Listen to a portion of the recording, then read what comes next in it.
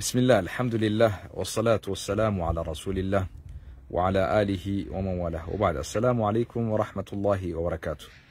وردفتوتا داوتوتا خنيا خنفقو جرتن لهو جرتن بكا جرتنتي السلام عليكم ورحمة الله وبركاته. سنجتنا بقى ربي سبحانه وتعالى باتي رمضان باتي خيستي ربي سبحانه وتعالى دليتين خيستي نفأررم باتي خيستي هل كنت كتان إساء ليلة القدر جأمو صدركان إساء أكنا مغرتي أمتا سدتمي سديه في باتي أفر ربي ساقبرت ربي خيستي نهزابو بقى جي أكسي خيسا ربين ولي ندبسي فيا في إيمانا الردبري أرانتنا جي أشهوالا خيسا سيني وإشهوالا دبجا جريجو دران درسي تقبل الله منا ومنكم صالح الأعمال ربي هجيتنيا ققاري نتمهن دراه ربي هاجالته نراها الله فول ربي نوها كيبلو ربي ورى سومني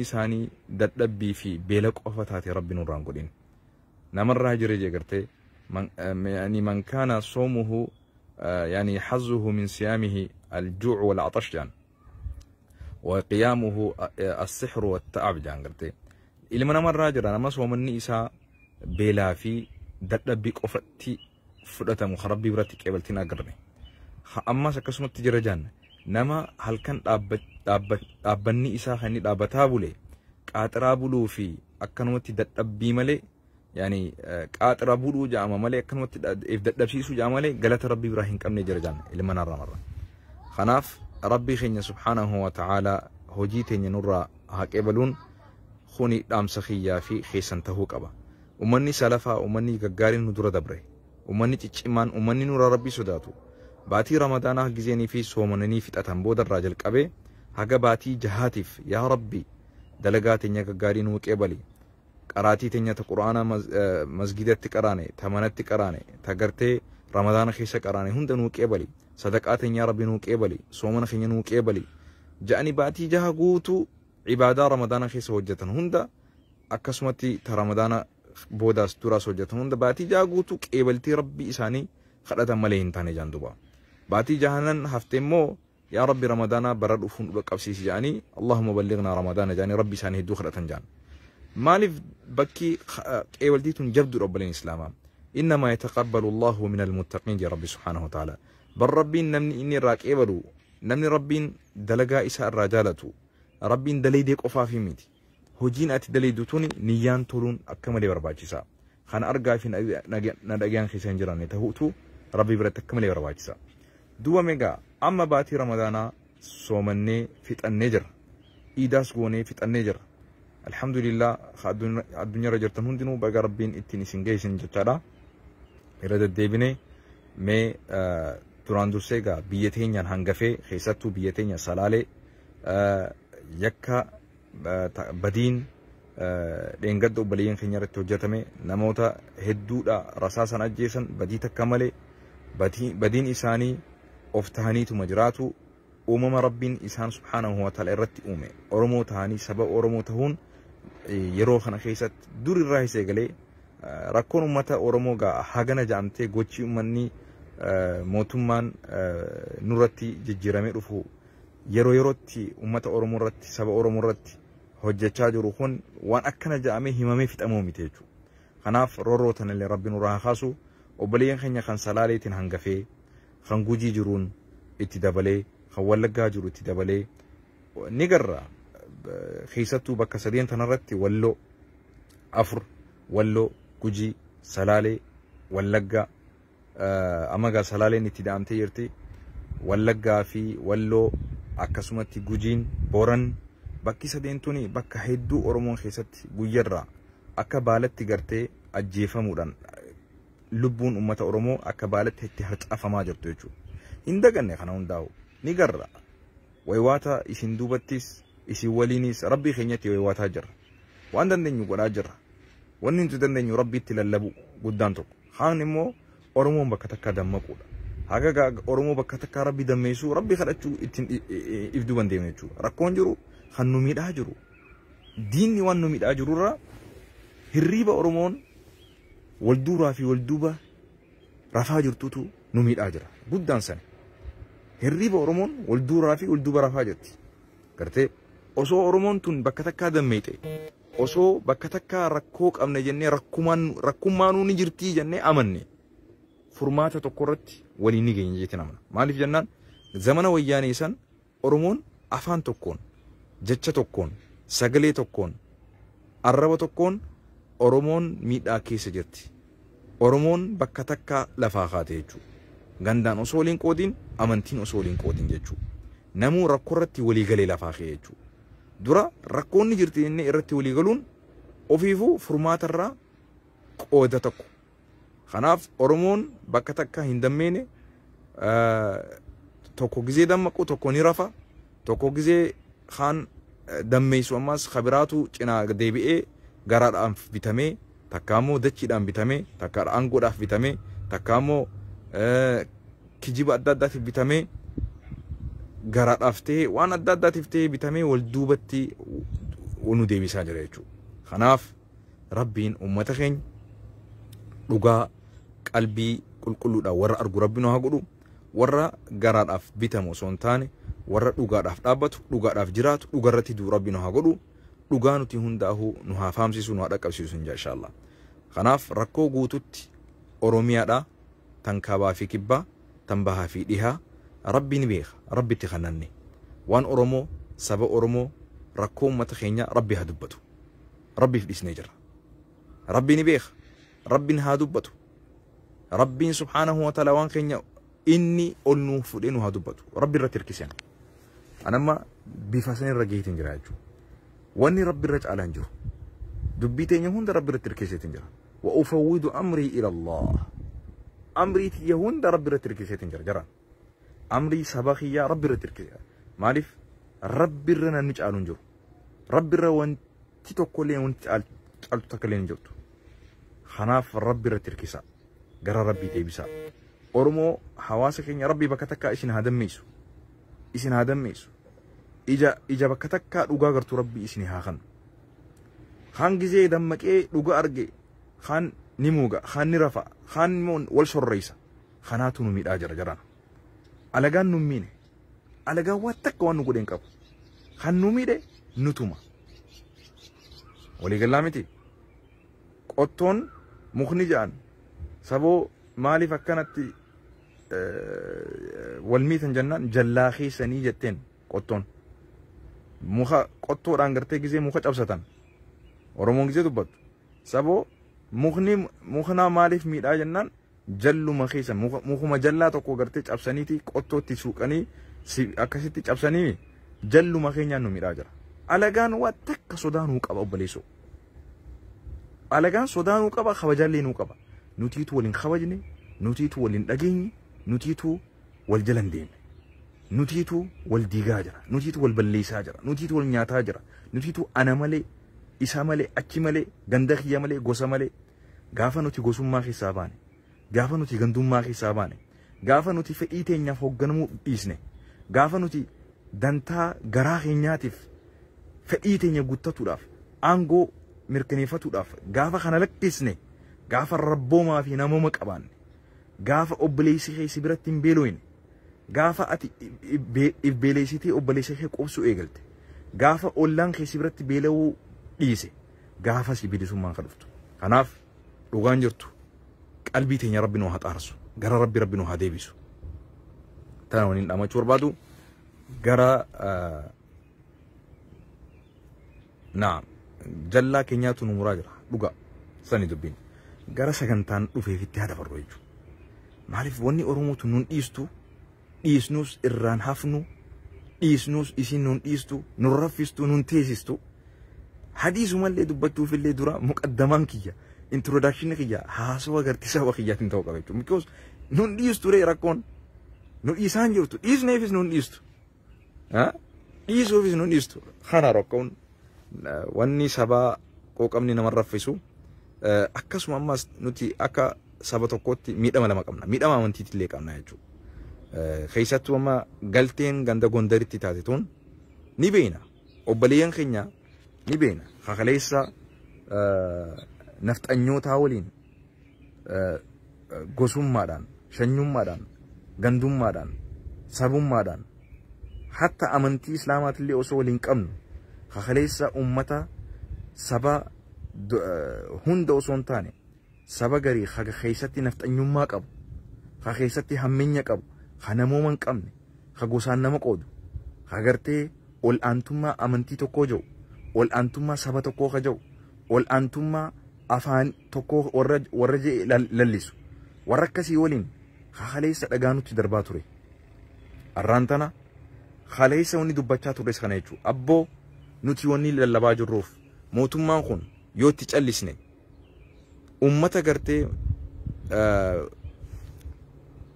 garee amantii takkaan Itoophiyaan jiraachuu qabdi jettu saba maqaa saba tokko jalatti jiraachuu qabdi warra jee amanu kana nurratti lallisuu deema kana nurratti jeeneesuu deema jarana ustaniin taa'ina mootummaan kun qumaara taphachaa jira mootummaan kun kana keessa malee jiraachuu hin danda'u mootummaan amma keessattuu Abiyyi Kamallasarra kanaatu hammaatee jireenyi isaa inni jireenya isaa jiraatuudhaaf biyya Itoophiyaa tana shororkeessuu qaba jechuudha jireenyi isaa shororkeessumatti hidhaa qaba ayyaana iidaa kana mee rabbii sodaadhaati ayyaana iidaa irratti ayyaana ummanni muslimaa lafa ofiit irratti qabeenya isaatirratti dachii isaatirratti isiniin eega je'ee khasilaa nu eegu jechuudha inni nu hogguu ofirraa eenu maal jechuudha obboleessu kanu eeguuf dhufe yoo isa ofirraa kan eegnu taate jechuudha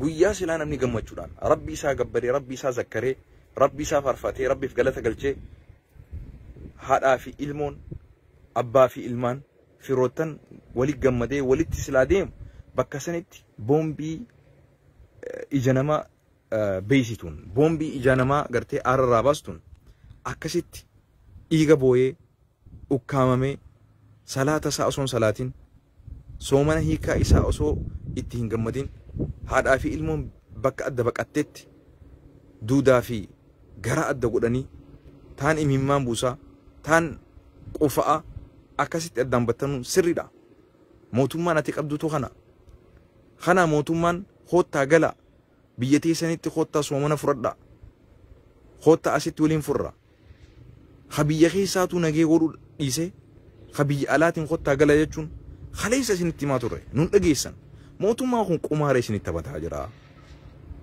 isiniif yaadeetiin miti maqaa keessanii naggaduu barbaada Turkii fi Qaxarii fi Emirates biyya Saudi kun olaalaa jee barnuti muslima biyya muslima nama miliyoona 50 oltutu Itoophiyaa keessa jira maqaa kiyyaa fi keetiin naggada barbaada maqaa kiyyaa fi keetiin Itoophiyaa tana keessatti maqaa islaamaatiin maallaqa gartee maqaa keetiin biyya san naqee waraana isaasitti jeenomsee naam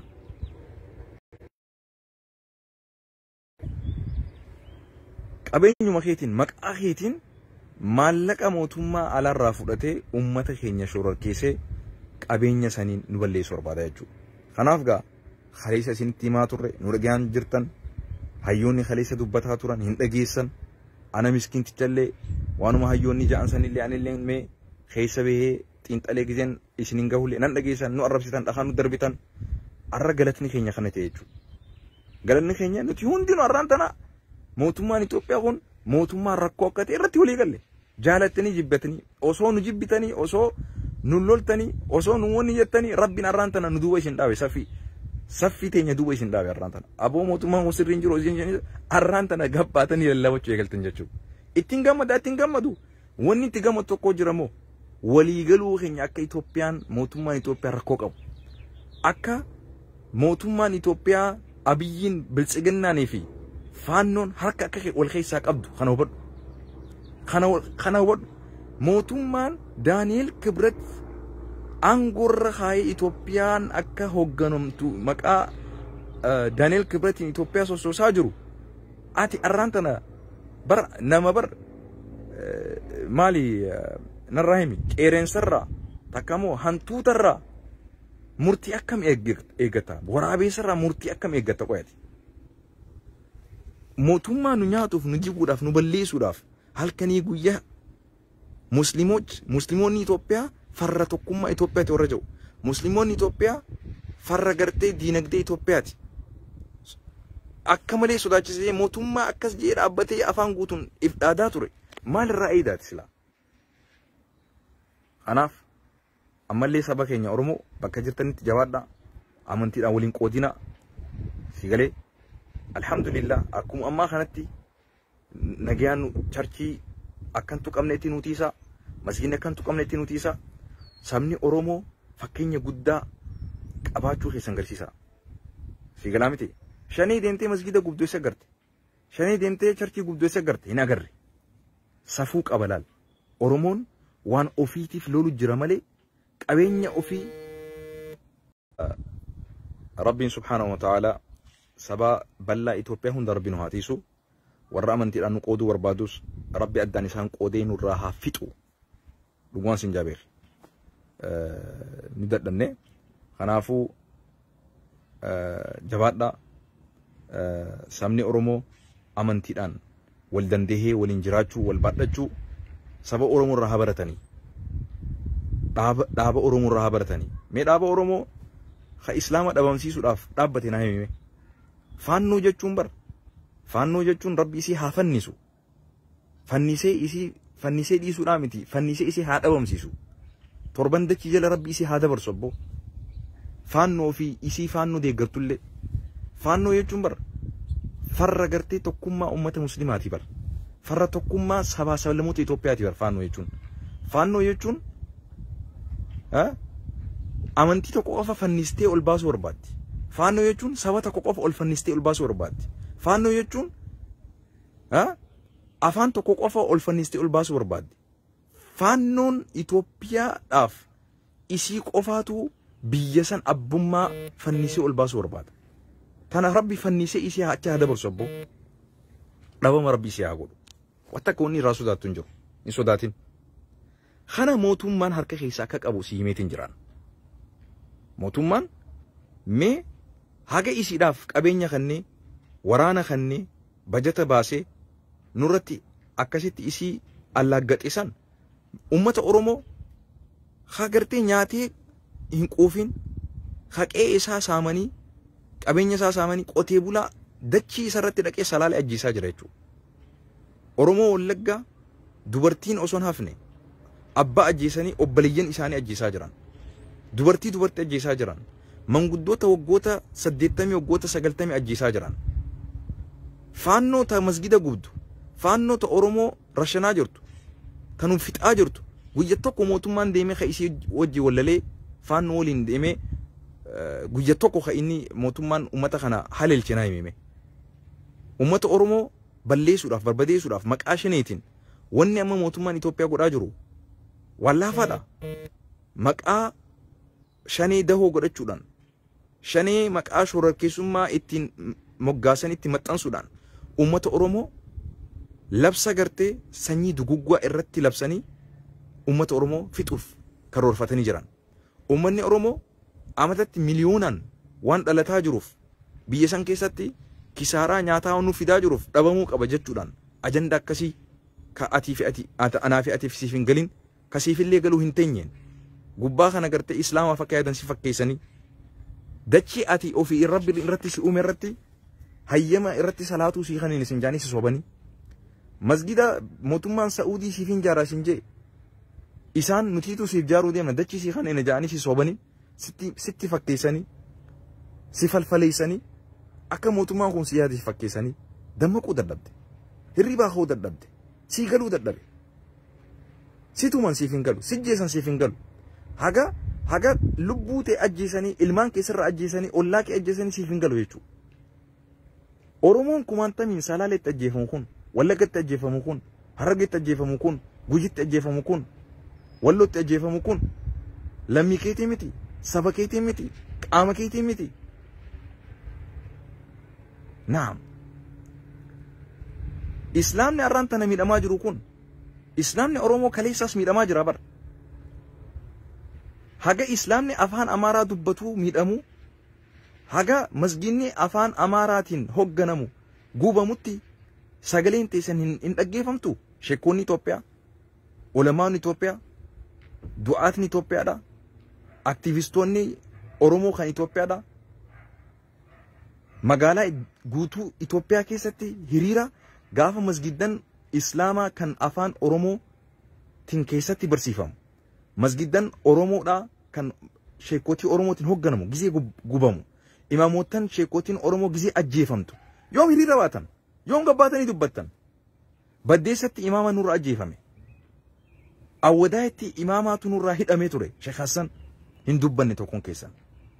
Sheekhi Shariifin keessan illaa sheekotii dhugaadhaan garaadhaaf hin bitamin yoo taate malee. Arra masginni afaan Amaaraatiin keessatti Qur'aanaa fi hadiisni barsiifamu. Afaan Amaaraa kun afaan jannataati. Afaan Oromoo afaan azaabaati. Uummanni Oromoo uummata azaabaati. Uummanni afaan Amaaraa dubbatu uummata jannataati. Maaliif kaan olfannistanii maaliif kaan gad qabdan? Rabbiin subhaanahu wa ta'ala bakka kamitti Qur'aana keessatti gaafa masginni afaan Amaaraa gubatu qoftiin deemaati lallabaa kaje. Gaafa masginni uummanni hawaasa Islaamaa Oromoodhaa irraa gubatu. Imaamni afaan Oromoo dubbatu ajjeefamu. Eessa turtan? Eessa turtan? Hoggantoonni amiroonni arra muslimaa kan hayyoota keenya hoggantoonni keenya eessa turan? Eessa turan? Sheekotiin majlisaa eessa turte? Maglacaan arraan tan isaan baasan. Ibsi ejjennoo isaan arra baasan. Oromoon kumaantamaan gizeenii fi akka baalatti harcaafamee ajjeefamu eessa turan? Dhugaan amantii Islaamaati kun. Gosummaadha moo maali kun? Gosummaadha moo gandummaadha moo maali? Nutiin gandummaa nun jettan. Nutiin Oromummaa lallistan nun jettan. Bar nuti barboo keenya bira dabarree bar masgida Gondar masgida keessa dhaabbanne yaa Rabbi masgida Gondariif dirmadhu jenne bar. Viidiyoo waraabnee lafaa qabna deemu waraabi ati approvaala keen barbaadu an galata keetillee sirraa barbaadu laakiin immoo hagas takka nu dubbisiisu eegaltan jechuudha. Oromoon kumaantamaan masginni isaa gizee irraa gubatu qe'ee isaa irraa gizee adamu. Oromoon araan tana Finfinnee keessatti dachii isaatirraa saamamee ari'amee dachii isaarraa baqatee alaamana dhabee kumaantamiin Oromoon Finfinnee fi naannoo Finfinneetii fi Adaamaa jidduu narraa himigaa gandaan maqaa siimuu hin danda'u. Soomana kan akkatti dabarse nyaata kan qabne eenyu hagartee isaanii waliin deemee soomana fure? Eenyu namni tokkollee naa hima Raayyaa Abbaa Mancaatii fi Sheek Jamaal Aliyyiitii fi Sheek Sufyaan yoo ta'e malee masaraa mootummaa keessa seentanii mootummaa waliin qabeenya ummataatiin furaa turtan. Maaliif ummata hawaasa keenya kan miidhamee jiru, kan buqqee jiru, kan alaamana dhabee jiru, kan naannoo Finfinneetii fi naannoo keessatti alaamana hin qabne, kan buqqee jiru, kan masgida hin qabne, masgida maaliif hin jaarreef? Maaliif alaamanatti hin goone? Maaliif isaan hojii deemtanii hin furre? Amaara ta'uu qaban isaan, Tigree ta'uu qaban isaan. Rabbiin Tigree ol qaba, Amaara ol qaba, Oromoo gad qaba jedhee Rabbiin Quraana keessatti bakka aayatatti dubbate naayim. Dubbiin Oromoon gizee ajjeefamu, Oromoon gizee fannifamu. Maaliif mataa qabattan? Masgidan Oromoo gizee gubatu, sheekottan Oromoo gizee ajjeefaman, gizee hidhaman. Sheekotii Oromoo meeqantamtu hidhaa jira arraan tana? Sheekotii Oromoo meeqantamtu hidhaa jira arraan tana? Hin dubbattan. Addaan isintu adda nu fageessaa jira. Isintu adda nu baasaa jira. Nuti immoo isin badii san daleedaniif arraan tana obboleeyyan keenya kan afaan Amaaraa dubbatu masgidan Islaamaa kan naannawa Amaaratti gubateef ni dubbannaas.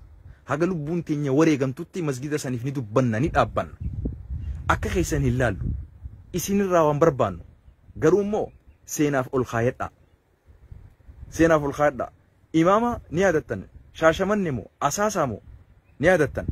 Isa ajjeesanii jaartii isaa manatti ajjeesan. Ilmoo isa ajjeesan. Ilmoo isaa beelaan ajjeesan. Eenyu arraan tana dhiiga nama sana eenyu gaafachaa jira? Eenyu gaafachaa jira? Dhiiga sana hin gaafanne. Maaliif ajjeefame jettanii hin gaafanne? Naam. Namni isa ajjeese seeraaf nu haa dhiyaatu jettanii hin gaafanne. Hiriiraan baane. Lubbuun arraan tana isin hiriira baataniif. Masgida Rabbii gubate. Barboo Rabbiin subhaanahu wa ta'ala. Masgida amma Gondar keessa gubate kanaa miti. Oromiyaa keessa gubate kanaa miti.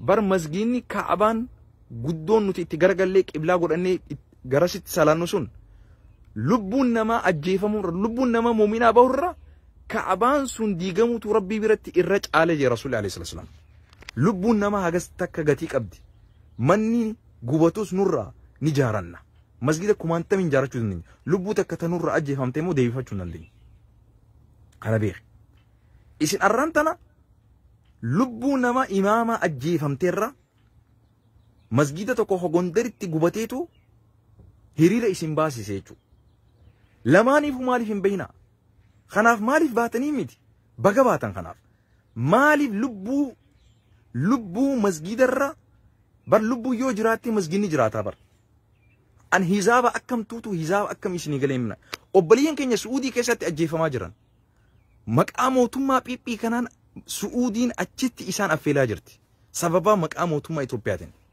وبلين كن كان من هدا سعودي كيسات أجيف ما جران فني فما جران إسن الرا ربي رايلي نعم ناوس أبدي خطتني إفلي فني ساجران مالي في أمتس نفسها قالي تهود الدبدان مالف بر أن حساب ما إسن حساب دني ندي بابر يرو غرغري أمتك كان رألتو كياف إسن ولين بيتا قيمته في سبب ما تقيمته لين نقدي سايتو سبني خيا خكناتي متي خنتين بيو سبني خيا جينتين بيخ سبني خيا سبا سبلموتا خدابتو خا ميرغهون دافو دابتو خغندان أدم قوني سيغلي نمني توكو دهبر را أممي نمني توكو خان قوشر را أممي نجور هون دينو بيير را أممي هون دينو أبان إسا آدمي غندي توكو لين خا غندي ربين خبتي دهبا روبو فنجور غندي هون دينو ربين بشانو روباف غندي هون دينو بكلا ربين بكلتوف نياتا خربين أدتي سمير را دهبا إساف روبو هنجور غندريتي ربين دهبا روب أوروميتي ربين بيي روبي غندريت دهبا روب غندي هندينو خربيتي مسجين هندينو خربيتي قبروتن هندينو خربيتي سوا سبلمون هندينو خربيتي هندا هو الكتيسا كيستو لمينكو لمين إثيوبيا دا كيستو لمينكو سبنيكو كان أورومو دا أمني أفان أمارا دبتو شيكوتين إسانيو أجيفانتي شيكوتين إسانيو هيدامتي مسجدين إسانيو قواتي سفي دررت أرقمتن أسوانا تقوسين أجاجين قباتني من ربيتو قواتي شيكوتي علماء إسلام هيدامي يتني إسني ورّي قبّيه درا سقلي توف قافا كين يمو خانا فكاتو في خسي فكاتو خافانا دبّدو في أفانا دبّتو مو قافا إني ميدامي قافا إني فني فمي قافا إني أجيفامي أكوان إني أجيفامون سرتي تألستان أفان قبطان هندبّتان قافا إسن أغاد أفابتان أرومي فأرومي اللين بلسونتان هاقا إسن درا بلس إفقوتاني هاجا بليس إفقوتانيت هاجا أوقات أبتانيت إن بربادنا بليسوما درا إف بليسوم سا نعم درا بليس إفقورا أفتها نعم كنافو أرلي بورلي يكا أمتك إن أبلين مسلمة كان غندريت حجتمي نبالا ليفنا درا أبنا أكاسوما كان سلالة كيساتي نور أجي فميس وبليان كين يسني نيجدنا يك إسان رتي قول أميسان قوتشا خسوك نيسان سر نبالا ليفن كنا تهوك أبا جتشي خنياس رادنون تنياس إبسي جنو خنياس والكت أهوك أبا غندتو كل رج ألشستاني سبتو كل ألشستاني سبكان فنستاني سبكان قدوني خيساني فنجو هون دينو ميت أنا ما هون داتو نلالي سوك أبا ندبيسو قبا ميدا نما توكل لين قبلو ميدا غوسا توكل لين قبلو حسابا توكل لين قبلو خامنتي توكل لين قبلو نمو والكتام بيسان رت ابا والكتما قباتي جراچو ميرغغوتو قباچو قاو نعم كيساتو بليان كينيا كان بوقاني نانو فينفيني جران نانو اداما جران نانو برايو في نراهيميغا كانين كيسا جران كان مسجدن قمني كان علامن قمني كوانياتن قمني سقلي تهاف نعم ربي سنين هاجراتو كان مسجدنا نو هنداتو والكتم ما راني جمو قبان منين أمانتي هندين والكتم ما راني جمو قبان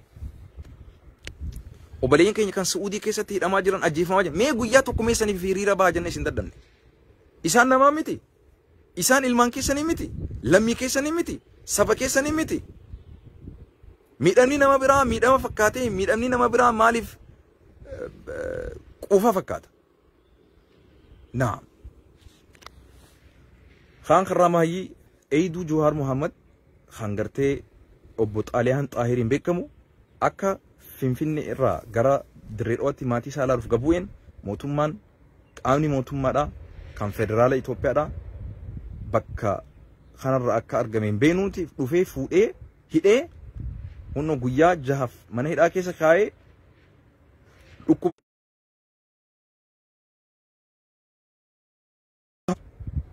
بشان ولينا كنا هافر وليجي صدركا ركوب أداداتي في غران إساس هات ألمي أمان تنميد أمي هوسبيتال دي باجريتشو خناف اللي بكا جرتني تدرمت داف قبينيانيس قبينيا نوتلين هاجم قربان الحمد لله على كل حال درمت دافي وان قبدنين إن شاء الله ربي إسا هافيسو بليس كينيا بيتيني بيانجانو هاقرو سومنا باتي شوالا نمني سومنتن إن شاء الله قياجا نمني باتي قيا شوال خنر باتي شوال خنر نمني سومني يا رسول الله صلى الله عليه وسلم من صام رمضان ثم أتبعه 6 من شوال كان كصيام الدهر يا رسول الله رواه مسلم قال رسول الله صلى الله عليه وسلم رسول ربي كسي نمني جاء رمضان قوتو سومني إيغزبودا جاء شوال الرقيا جها اتئانسي سومني أكنما أمت قوتو سومنيتي رب من دا إساف خناجي رسول صلى الله عليه وسلم إمامنا وإمام جاء يعني كان كصيام دهر يجونسون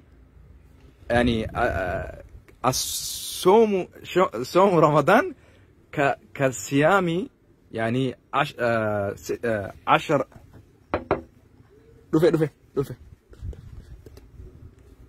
رفي أكنما أمتا قوتو سومنيتي يجون سومني باتي خلني تلقاما باتي شوال الرقبية جا سومني أكنما باتي لما تيجو إن شاء الله بارك الله فيكم.